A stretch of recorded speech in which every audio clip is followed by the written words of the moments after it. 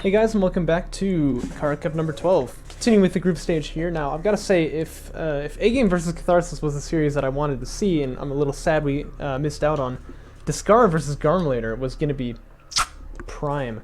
Actually, it's quite funny that Garmulator made it to the upper bracket. He only has played one series this tournament with Shrike, and he didn't even win it. He tied it. But it just happened that way. Apparently, he kind of went AWOL during the tournament, so we're not going to get Discar versus Garmulator. Kind of a big shame. Same with A-Game versus Catharsis. Those would have been some really good games there, but we will move on. It is okay. Shrike versus RoBeY coming out here now. This is quarterfinal D. If I had to guess, I would really say Shrike takes this one 2-0. I think he's just been playing a lot more, I don't know, a lot more high tier than RoBeY has, but it's definitely not for certain. He's a player who, you know, we could see upsets against him, so. Looks like he's put one on RUs in the beginning, you can see that. Right off the get-go. Obviously by the orientation of the salvagers there, right? Two of them having come from the back, two of them from the front there. 400 IQ. You can actually scout that, by the way, or you can even count the numbers. I don't like to count the numbers because I don't know it too well. I prefer to go by orientation, but that kind of stuff is scoutable, actually. The point is, it probably means AAV rush, yeah, except we're not really seeing that. It looks almost like he's saving up for Support Cruiser first, and I really don't want him to do that. AV Fabrication does come out, okay, that's good. It seems late to me, but maybe it's because it requires a quick drop. Yeah, see the way he's got 34? That's actually really weird. I would expect him to have 35 at this point.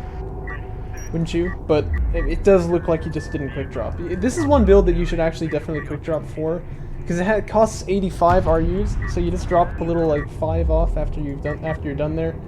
Probe getting sniped, by the way, that's a little unfortunate, but you know.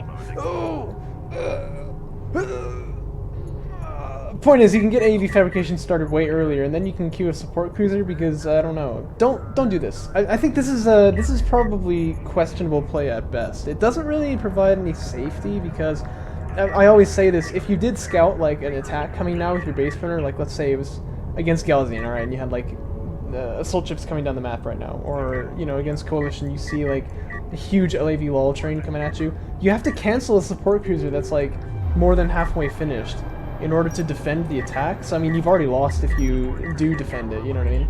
And you've lost if you don't, obviously. Second probe gonna get sniped here. So this is kind of uncharacteristically bad here from Shrike. He's got kind of a questionable eco opener, kind of poor probe play there too. I wonder if he's getting a little complacent here, but shouldn't read too much into these things, of course. Spore Cruiser is out. Base even beginning to get a little saturated before the AVs come out, and obviously the reason I'm saying this is bad is because if you're going to get the AV tech, you've got to make the AVs, otherwise you want to go for Sport Cruisers first and get the eco up faster. In some metric you will fall behind if you don't go 100% on those sides. If you go like a 50-50 build, you end up 50% efficiency from your build versus 100% from your opponent, you're probably going to lose. That being said, I mean, the field doesn't look too much better on RoBeY's side. We've seen a couple of LAVs here, but no real, you know, commitment to pressure. Support Cruiser's just now coming out. So RoBeY actually amazingly behind Shrike in that regard, although he does have more salvagers on that side there, but looks like only one AAV getting produced just to hold the back line, and then Shrike gonna continue to fill out his base there. Does have the production upgrade, I like that a lot. Obviously, I think he should probably fill out his base here first, because he's clearly not planning on aggression. But I don't know. I don't know, dude. This seems like kind of questionable play all around, you know what I'm saying? We'll see how it resolves. Extraction right now is 1-0, but this is a nice turret, actually. Yeah, it does have vision over that artifact, so you never know with line of sight. It's always a little tricky. If you watch Discar's most recent stream there, he's like, yeah, I never put the base runner on top of the hill, because like I want to get the high ground, sure, but I never think I'm actually going to have line of sight to the target. It's a bad thing if you don't. But yeah, no, this turret gonna be nice, because if RoBeY goes for that for that artifact, and he knows about this turret, by the way, he's seen it with the probe there, he's probably going to lose the base runner, so not something he wants to do. But it doesn't look like Shrike is it doesn't look like Shrike's basement are doing much better, but he's got to put down this turret right now. Like, you're really close to that third already. LAVs are getting closer. may have thrown the window here, because obviously if the turret is already up, 4 LEVs... RoBeY, don't do it. Okay, good. If 4 LEVs are coming to a turret that's already up, the LEVs will win that. Oh,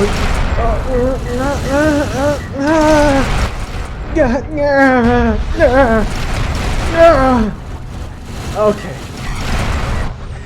Gonna give me a conniption here. Alright, but I hope I shouldn't have to explain what was so stressful about that. Firing gunship on the way for Shrike. Curiously, there's an anti-air turret post out for RoBeY.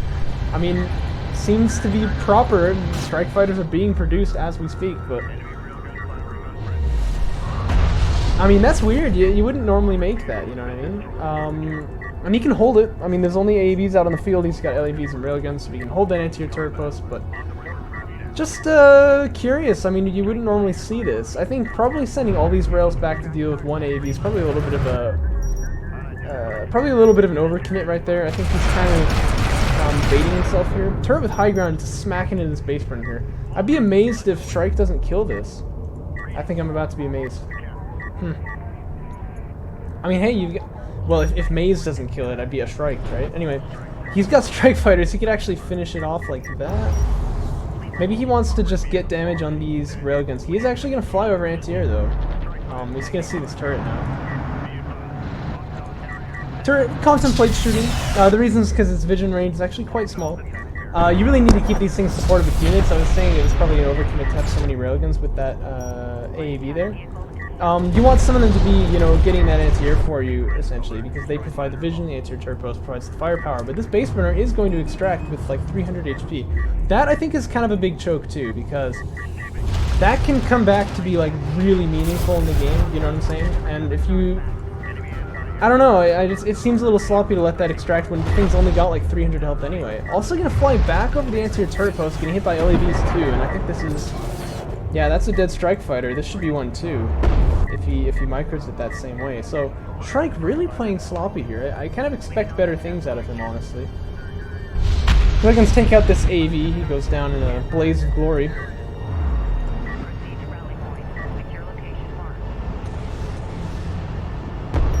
I mean, this is the man who nearly slew Garmulator after all, right?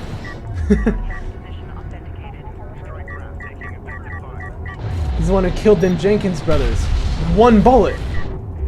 All 7 of them? Look at this anti-air turret post being prioritized here. Yeah, I mean, that's totally fair. Actually, I didn't see the LAV tech switch coming out here, but that's the problem with anti-air turret posts in general, is if you can't hold them. By the way, artifact getting denied there, that's good. I mean, you definitely don't want another extraction off that gimp base burner there. But, I mean, anti-air turret post is kind of difficult to hold, and if you don't hold them, they die, you know, like... apparently Sporkers are anti-air out, by the way. Okay, so I don't think RoBeY needs to commit to any kind of anti-air unit here. That'll cost him some field control, I guess, but he's already done so much damage to the Air Force. Yeah, I think he's fine that way. What's not fine is that he's probably going to lose Sporkers here, but yeah, I mean, anti-air turret posts need a lot of babysitting, and they can be fine, you know, but you need to really have your units with them, make sure they're not going to get overpowered, because otherwise, you know, it's a big investment that goes down, and your opponent oftentimes will just kind of skirt around them. They can't move, they don't have any functionality other than anti-air, because obviously their vision radius is also pretty much terrible, so... Not at all a bad emplacement, but it's one that's got to be used with care, I guess I would say. It's like a little baby. Strike Fighter's still ready for Shrike. They can't go to Sport Cruisers. They know that there's anti-air there. RoBeY with Strike Fighters launching, and I didn't see this coming, but he needs to be really careful. You know in air v air, or at least you should, whoever fires the first missile usually loses. I mean, I think RoBeY is really lucky right now. Because normally Shrike would already have launched. Once the missiles landed on the salvagers, just pop out and kill him. Yeah, see, it's gonna happen here. Yeah, you want to dock now, though. You want to dock now. Dock. Yes, he docks. And one Strike Fighter does go down there. It looks like RoBeY going to come up with a follow-up play, but I mean, Shrike can just turn around and fight him if he wants to. It looks like RoBeY figured it out. Plus, there's a lot of LAVs here, and they're getting their damage upgrades, too, which means they would be pretty aggressively able to fight those Strike Fighters there. And RoBeY feeling he's kind of forced to go into missile battery fabrication. I say don't do it. I say you actually have the anti-air on the field that you need. LAVs are surprisingly good at this kind of stuff. If you see bombers come out, or like gunships or something, yeah, I mean, gunships, you probably win because vanilla. But you know, at that point, you probably get anti-air like from the missile battery and stuff like that. But until then, I don't think you really need it.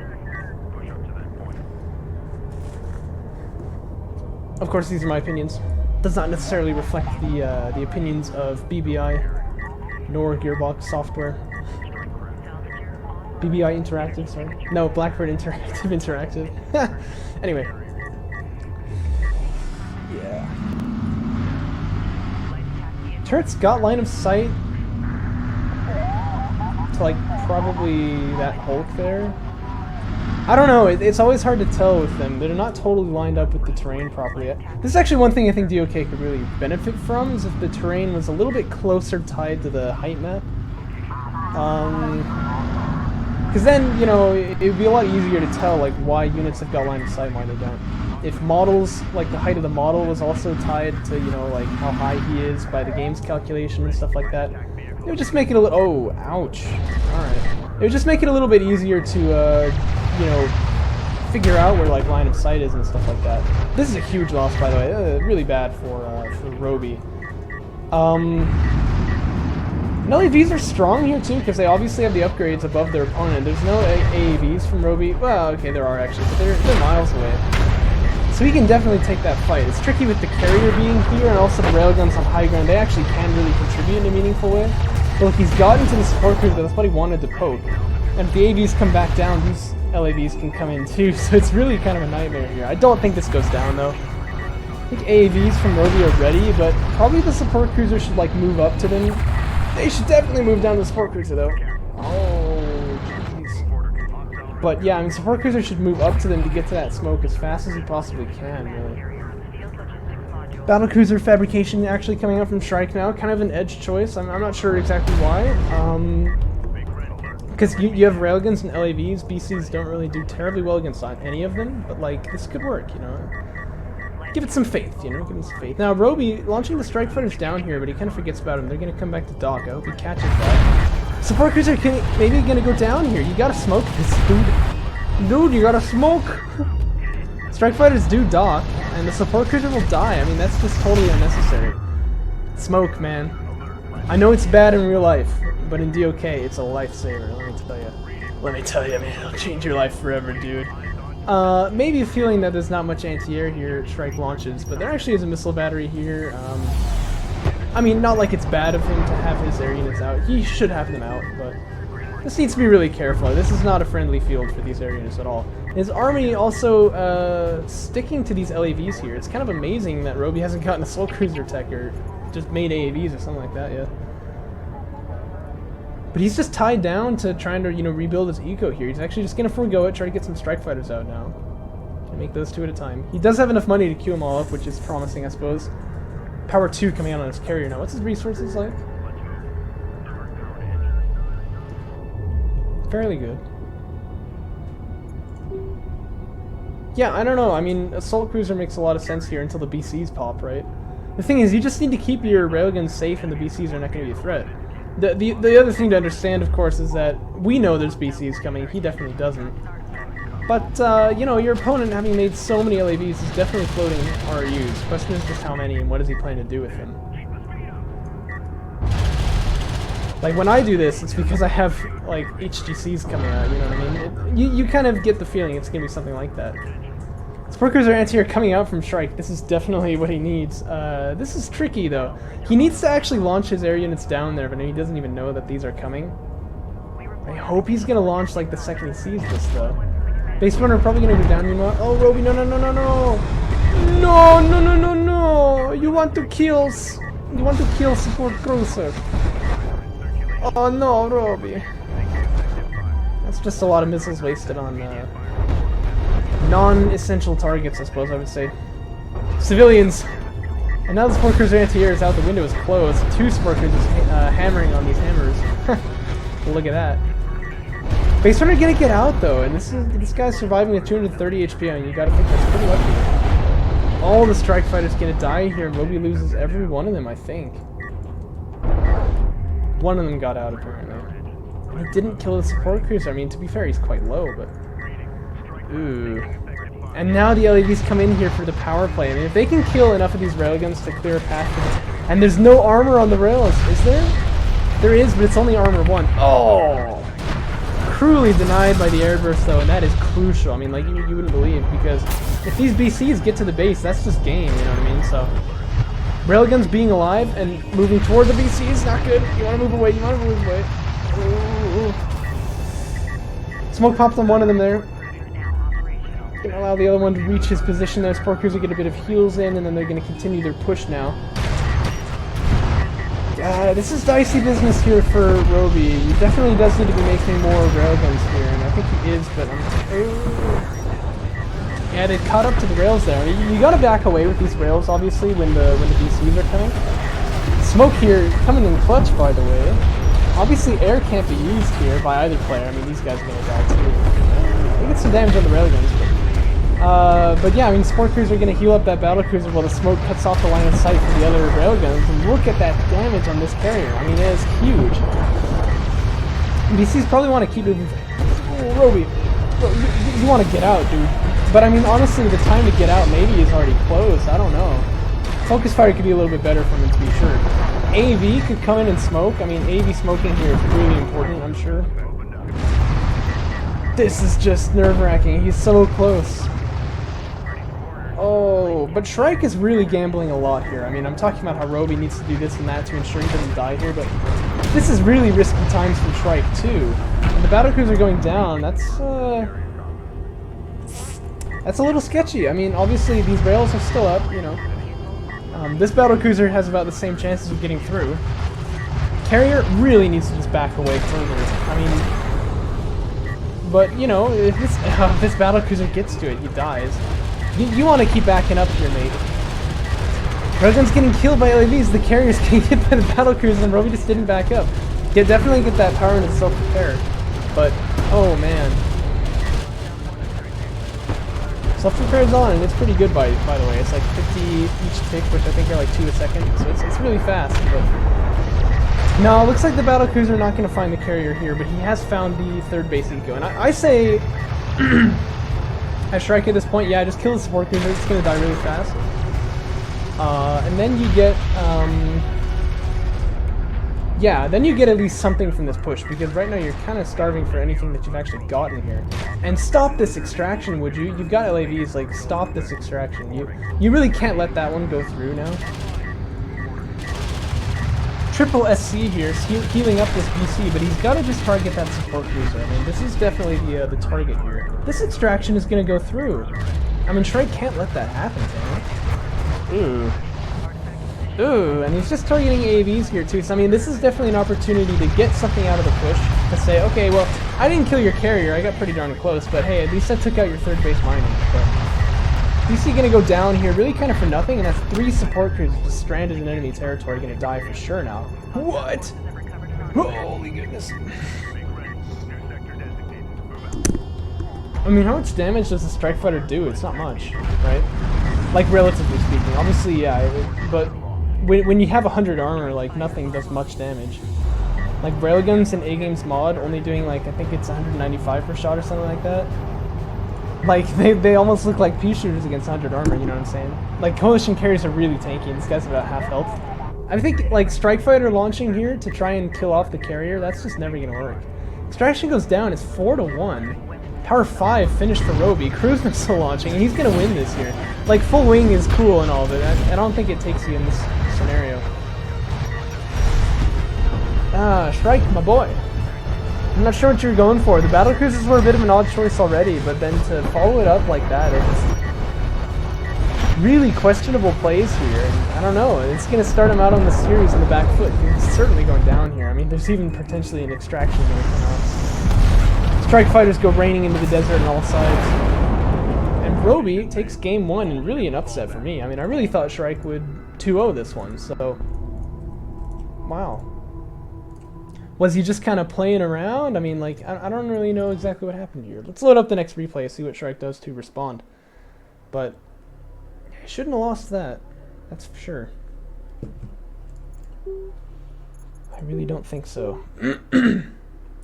Dune Ocean here. Whose pick is this, by the way? I mean, this must be RoBeY's pick, yeah? Because I think Shrike definitely left in the group stage a little higher than RoBeY, so he's going to be the lower seed, so he gets to pick the maps. which means that RoBeY picks map 2, and he picks Dune Ocean. So this is a really weird map. I was kind of excited to see it at first. After having played it for a while, though, like, this thing is big. I mean, like, big, you know? So it's like Titan Passage that we were just on, but if you stretched it to like 1.5 times the size, and that really leads to weird plays. I mean, I feel like you can get away with criminally a lot of stuff on this map here, you know what I mean? Behold it in all of its glory. I don't know if it's even going to be in the map pool for JC2, honestly. Like, it's kind of big. So, you know.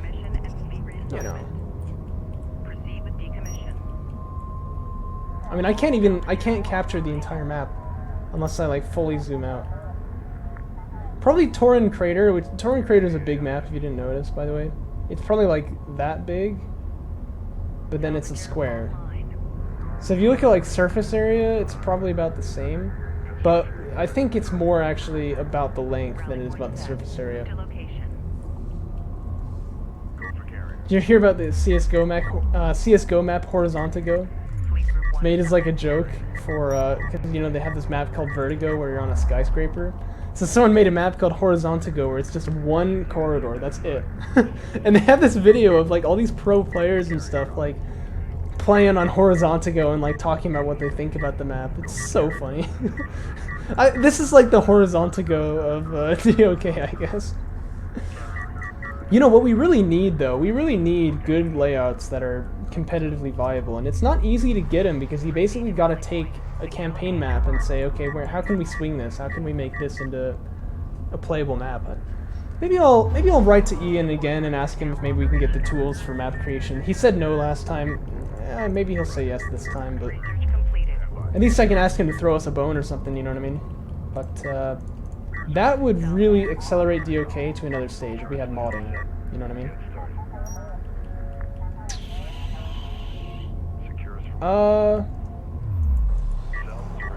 What's going on here?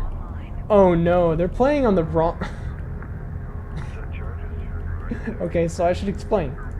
There are yeah, I should have realized because the other base is supposed to be down there. Actually, that's a much better location for the second base. This is how it should be on the real layout. I don't know who made the layout, but pay attention to this, because this base here is just, like, unholdable. No, okay, so what's going on here? There's actually two versions of Dune Ocean, alright? There are two versions of Dune Ocean, and I told them they probably ought to replay this game, but I guess they just didn't. One of them is wonky, like, strangely so. Yep, yeah. So, basically the idea is that there's actually a wreck over here, but you don't want to pop it, because once you pop this wreck, CUs open up over here. I know, it's... yeah, I mean, like, mineable off of one support cruiser. Like, if RoBeY realizes this, he'll just back away there, and then make salvagers here, and he's on... Like, that is, like, 3 bases right there. Because you have this massive CU payload. You're not getting the RUs from a third base, so you will have, like, a CU float, but I mean... Holy goodness, right? So, like, the idea is to get a salvager up in your opponent's face and then, like, pop the wreck or something, but it's weird. First off, the players clearly don't know, like, what's happening here, but second, even if they did, like, imagine as Galzian, it's so easy to pop that. No one can hold you off of it, so you're gonna get up there and pop the wreck anyway. Like, it's impossible to stop them from getting that. And then they suddenly have, like, this third base mining over here, whereas your coalition, you need to get a salvager from your carrier all the way over here. And then pop the wreck. Like, you know how fast salvagers are? Really slow, dude. They're really slow. Production cruisers are pretty slow too, yeah, but you don't have to... Like, you're gonna want to send it into the front line anyway, right? So you might as well. It's just... It's not a good map design. Like, I'm gonna say it. So, you know... Weird map. They shouldn't be playing it, but... I do always say in the tournament rules that the penalty for, like, not obeying the rules is YouTube humiliation, so we're gonna get some now. Yeah, both players with this magical third base available to them, but they're not mining it. Looks like RoBeY gonna head down there. The thing is, you don't even need to expand to get to this, you just need to make salvagers, so it's like a no-brainer. Like, you gotta be... Everyone's doing it, man. You gotta be on that base, dude.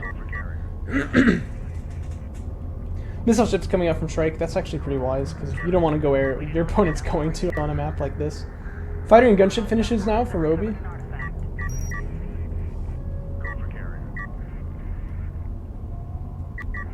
And he'll begin producing here. Carrier protection upgrade just now finishing, but it's going to be a gunship actually. Not generally a big fan, but you know, you can swing it. Whoa. Whoa. Sorry about that.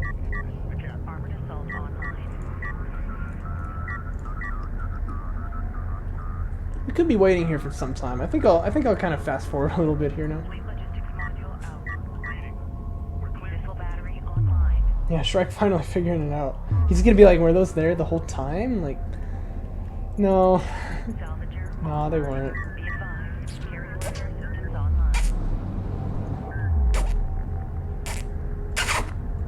Okay, I mean, gunship could actually be really good there.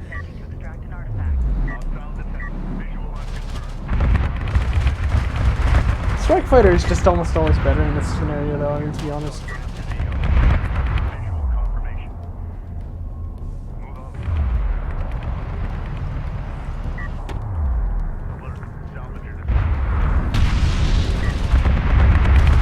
Holy goodness, suddenly I couldn't see out of my eyes.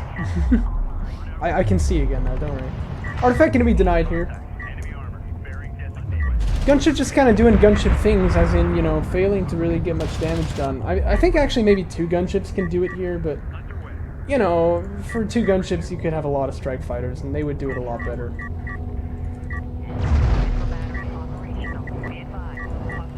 Darth Vader will do it more than any of us.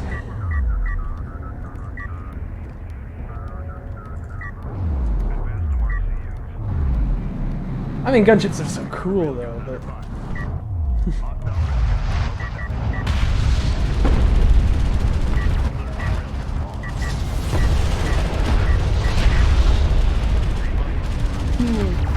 Here's something I can't totally understand. Like, why do you go for missile ships after getting the air tech?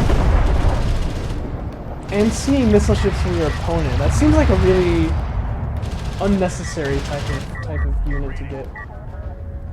Kind of looks like this attack is fizzling out here, though. Well, no, it's not, actually. It's going to be continued here. I think the railgun fight is just going to be detrimental to both players, but I'm not sure who comes out on top in that scenario. Oh, no, this is actually going fine. I didn't realize how much range they have. Yeah, I guess that's 2,000 meters, huh? The range of railgun, by the way, is 2,100 meters. A way to think about it is that the carrier is 500 wide, so just think of like 4 carrier lengths, right? That's the range of railgun. So it's basically like the size of the screen if you don't have any zoom extension, if you're like fully zoomed out looking straight down. So like that railgun there can hit to about here.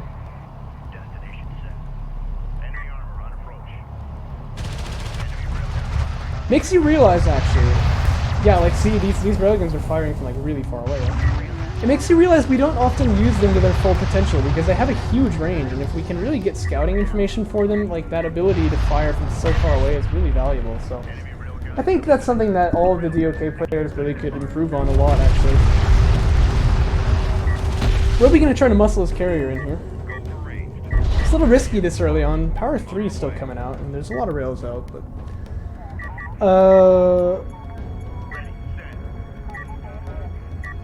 It's actually Shrike with the superior railguns too. That's definitely helping him on this fight. High ground's a little difficult to discern here. Actually, he's got it right now, that's RoBeY. Yeah, I mean, it's just like, when you're looking down, you kind of get this feeling that like the blue stuff is all going to be the same level, but it's not actually. It's a little bit lower down. It's such a cool looking level, by the way. Like, I wonder what the inspiration for this was. Because I bet this is based on like a real place. Like they saw a desert that looks like this and they're like, that's cool, you know? Or I wonder if maybe they're trying to point out that it's like so hot here that some of the sand is actually like glass. Ooh, but I don't think that's it. I like to think that though, that's cool. Power 4 now coming out from RoBeY. So this is about the time that the carrier, yeah, he can definitely be the muscle man, I think. At this point, it does make sense. You can see how much free damage he's getting here if you pop open the Units Lost tab. Yeah, never mind. Let's close that before I... Yeah. No, I mean, the thing is that currently Shrike's actually been killing a lot of stuff here, but... The thing to remember always is that carrier damage is not permanent if you can heal it. Railgun losses are permanent, and then you have to rebuild them, you know? And so you basically get free value out of using the carrier as a muscle unit if you can get away with it. That's one of the reasons why Power Reserve techs have been so aggressive in vanilla. And we've seen this, you know, Garmulator's sort of like carrier battle style be very prevalent in the meta. Because of things like this. I don't know how these railguns have line of sight on each other, by the way. Wow, they can just fight. I guess that happens because whenever, like, when one of them shoots, like, all the other ones can target on it, and then they all become visible, and then all the other ones become visible too, and so... You just kind of perpetuate this cycle of being able to see each other. Actually, logistics module being used to scout there. It's an interesting touch. We don't usually see that, but... He shouldn't have done it, actually, because he's outnumbered here. He does have high ground on that position alone, though. And so getting all the railguns rallied right there, and then taking the railgun fight, that would be good. But...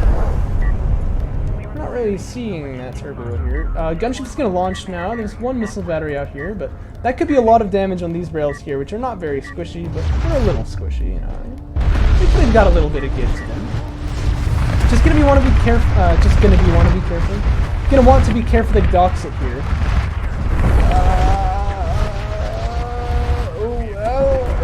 Oh no, he's fine. Wow, safe. He gets out. Carrier really low though. I mean, this is the thing, like, you do need to be careful when you're using your carrier as the muscle man, because if he dies, well, you lose, so. Maybe making another support cruiser would be good. I mean, look at the resources. Right? So, clearly, like, what's capping these...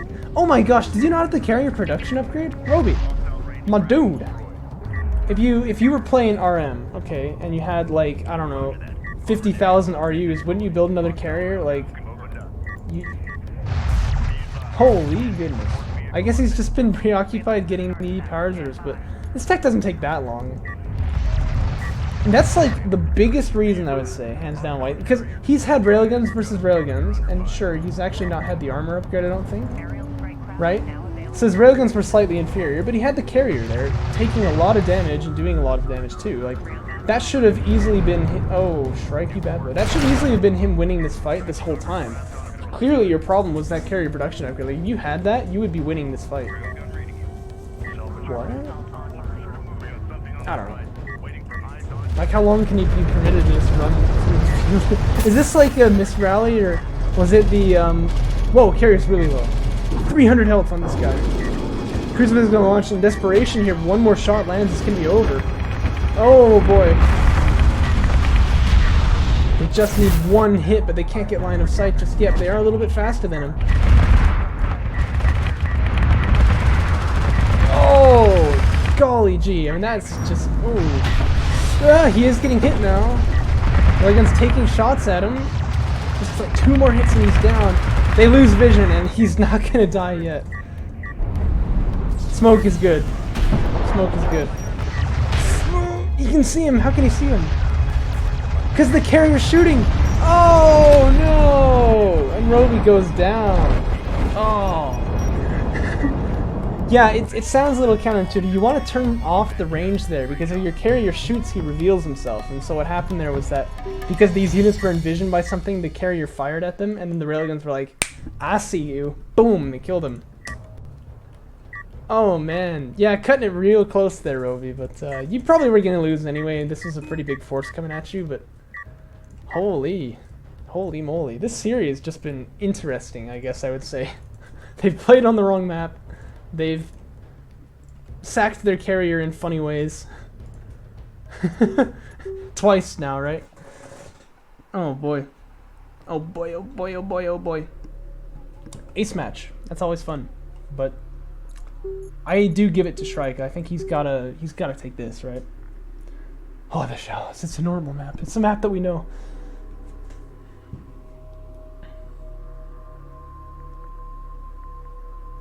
I'm enjoying this cast, you know that? Wait, I am recording, right? Whew. Okay, good. I mean, you never know. I've done stupider things before.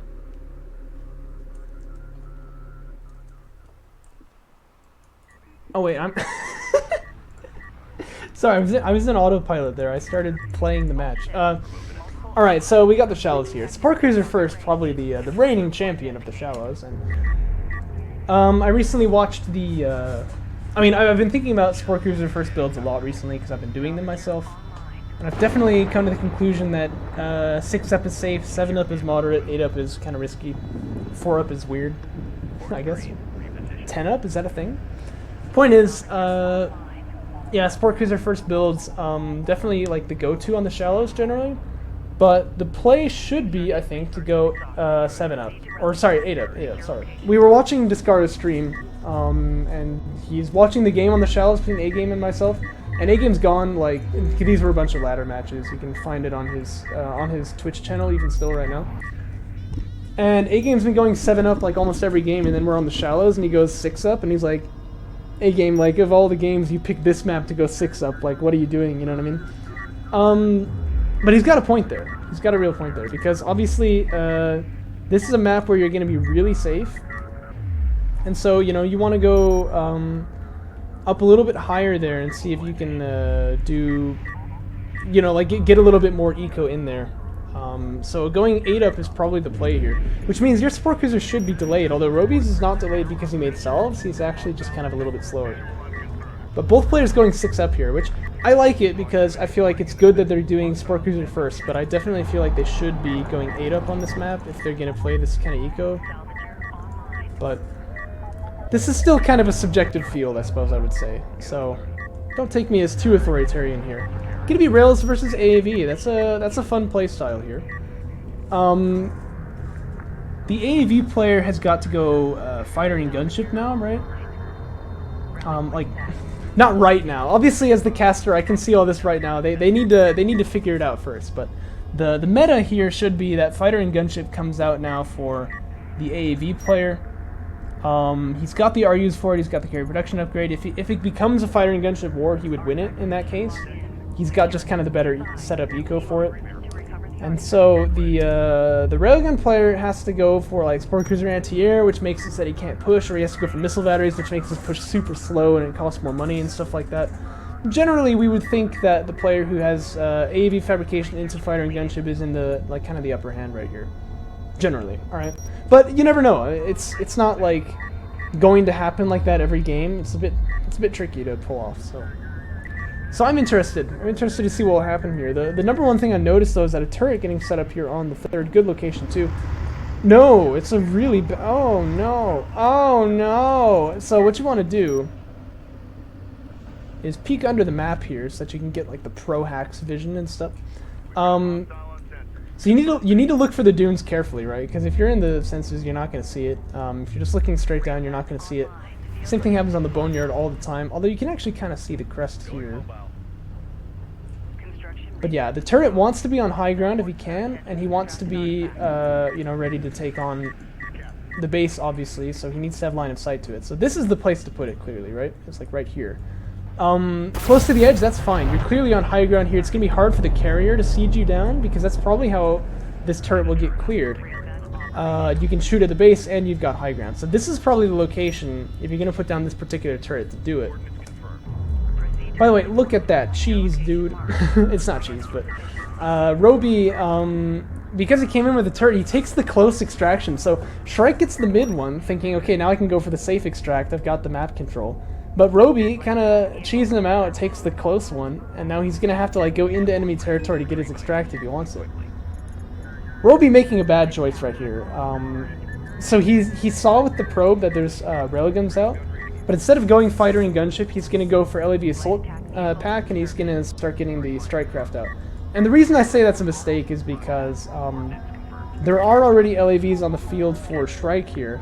You're essentially pitting yourself in an LAV versus LAV battle, which is one that you could definitely lose, as opposed to taking the fighter and gunship versus defenseless railguns help me please battle, which is one that you're definitely going to win. So not really a fan of that. In fact, railguns pick off... okay, sure. Anyway, AAV's definitely not going to get involved in this fight, though, because the railguns are, you know, they're railguns. And Shrike, in fact, with a close base runner to set down turrets, too. I mean, he could definitely siege down here. Like, this is going to be tricky. Shrike goes AAV, looks like he wants to play the full armor mode. Fighter and gunship starts getting teched by RoBeY, but it's very slow now. Turret is up now from Shrike. RoBeY can't fight this. He's got to back away, got to relinquish some territory here. And that is going to be really tricky for him. Not necessarily spelling doom now, but it could. I mean, this is the kind of thing that wins you games, so. So he's got the right idea from the opener, but this is not how you want to do it. Probe in there trying to scout something, but he's just going to get sniped. I don't know if that was really a good move. Don't get too close now. Playing it really close with that turret there. If the LAVs go down here, this is what I'm saying, in an LAV versus LAV fight, you know, you're even. Don't fight on even ground if you don't have to. You know, if you can get, you know, the game sense high ground, if you will, you get that little blue plus by your name, you're much better off, so. If I were Shrike now, I'd actually delay the extraction a little bit, just get a turret set up on this hill here. Kind of trying to solidify your position a little bit, you know what I'm saying?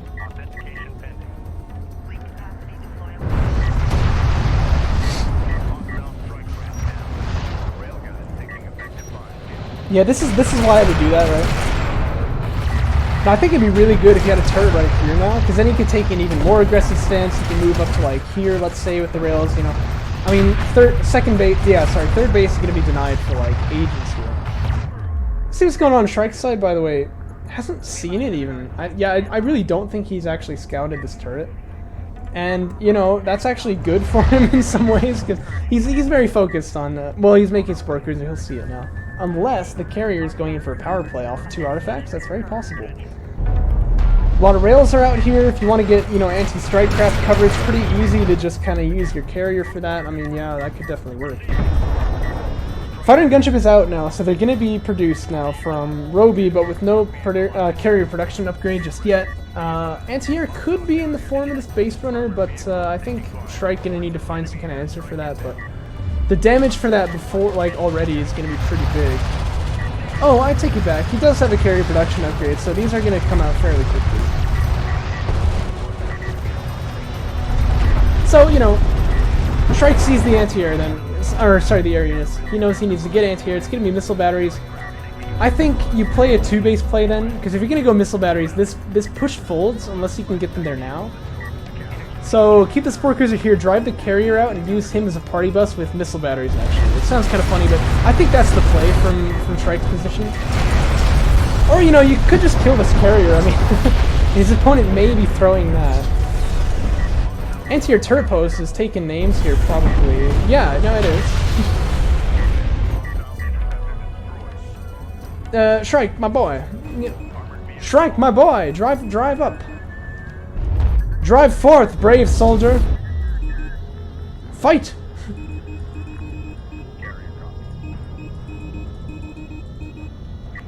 I mean, he's got to fight here, because okay, he's gonna actually move on to his 3rd base. You've got a push here that could end the game, right?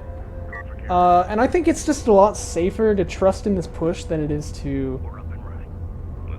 I think it's safer to trust in this push than it is to go on to 3 base, actually. I'm normally a really big proponent of just falling back and playing eco, but he's got the momentum here. He's kind of throwing it. But I was going to want to hit on that carrier again. If AV goes down, you're actually going to want to fall back, I guess. But carrier going to find this turret here. I want to make short work of that. Carrier's still taking damage here. RoBeY can't do that forever. I mean, that carrier is really low and he needs healing pretty badly. Like, I'd get that or get the carrier over to that sport cruiser for sure. Power is starting to get upgraded by RoBeY's carrier. Sure, I think that's actually fine. Strike fighters are out. I'm gonna take 1 hit already. Excusez-moi. LAVs come out, and maybe this is his idea of anti-air here, but this is going for blood now. Oh, they all died. I guess the carrier blew up. Yeah, I mean, he needed to get that thing healed. That was dangerous water he was playing with there. But Shrike, I gotta say, your play actually worked here. It probably shouldn't have, but it did. But in that scenario, after you get the missile battery fabrication, drive out there with your carrier and then drop the missile batteries in the field there, because they're so slow, you don't want to wait for them to get there. Now you've got your carrier to screen for LAVs. You can focus entirely on railgun fabrication. You've got missile batteries, you're good, right? Just play it 2 base and take your opponent out. I think that's... It's very Garm style, you know what I mean? But it works. I mean, there's a reason why he did that so much. So, pretty good game, though, and Shrike is going to take it 2-1. I'm questioning his play here. I don't know how he's going to fare when he comes up against Descara, but we're just going to have to see. Descara, of course, going to be his competitor here. Garmulator did forfeit by just not showing up, so that's not the next match we're going to watch. The next one's going to be me with A-Game, but that'll be the next match, I suppose. Anyway, I really need to go to bed, so I'll catch you guys later.